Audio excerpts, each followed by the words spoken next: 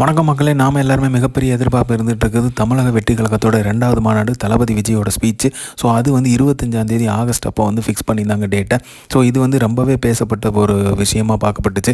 ஆனால் இப்போ பார்த்தீங்க அப்படின்னா விநாயகர் சதுர்த்தி முன்னிட்டு வந்து பார்த்தீங்க அப்படின்னா தமிழக காவல்துறை வந்து அதுக்கு வந்து மறுப்பு தெரிவிச்சிருக்காங்க. ஸோ அதனால் வந்து தேதியை வந்து தேதி வந்து குறிப்பிடணும் அப்படிங்கிற மாதிரி சொல்லியிருக்காங்க. ஸோ அதனால் வந்து என்ன சொன்னாங்க அப்படின்னா 18 முதல் 22ஆம் தேதிக்குள்ளே வந்து நீங்கள் வந்து சொல்லணும், அதுக்குள்ளே ஒரு தேதியை சொல்லணும் அப்படிங்கிற மாதிரி சொல்லிட்டாங்க. ஸோ நேற்று வந்து அதுதான் வந்து சொல்லியிருந்தாங்க. ஸோ ஏற்கனவே நம்ம பார்த்தோம் காவல்துறை வந்து இதுக்கு வந்து மறுப்பு தெரிவிச்சிட்ருக்காங்க அப்படிங்கிறது. ஆனாலுமே அதே மீறி வந்து வேலைகள் வந்து பயங்கர வேகமாக தான் நடந்துகிட்டு இருந்துச்சு. ஏன்னா முன்னாடி தேதி வருதா இல்லை பின்னாடி தேதி கொடுக்க போகிறாங்களாங்கிறது தெரியல. ஸோ அதனால் வேலைகள் வந்து பயங்கர ஃபாஸ்ட்டாக நடந்துகிட்டு இருந்துச்சு. ஸோ அதனால் வந்து நேற்று வந்து தமிழக வெற்றி கழகத்தோட பொதுச் செயலர் அவர்கள் வந்து சொல்லியிருந்தார் 18 முதல் 22க்குள்ளே தேதி சொல்லணும். ஸோ அதை வந்து தமிழக வெற்றி கழகத்தோட தலைவர் தளபதி விஜய் அவர்கள் வந்து அறிவிப்பார் அப்படிங்கிற மாதிரி சொல்லியிருந்தார்.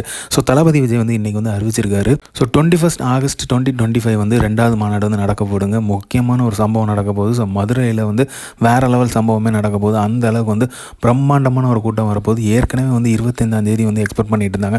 ஸோ முன்னாடியே நடக்க போகிறதுனால சீக்கிரமே வருதுனால எல்லாருமே தளபதியும் சரி தொண்டர்களும் சரி எல்லாருமே ஆவலாக இருக்காங்க. ஸோ தளபதியை வந்து மீட் பண்ணுறதுக்கு. ஸோ முன்னக்கூட்டியே சொல்லிட்டனால பரபரப்பாக வேலைகள் வந்து நடந்துட்டு ஏற்கனவே வந்து வேகமாக பண்ணிகிட்டு இருந்தாங்க.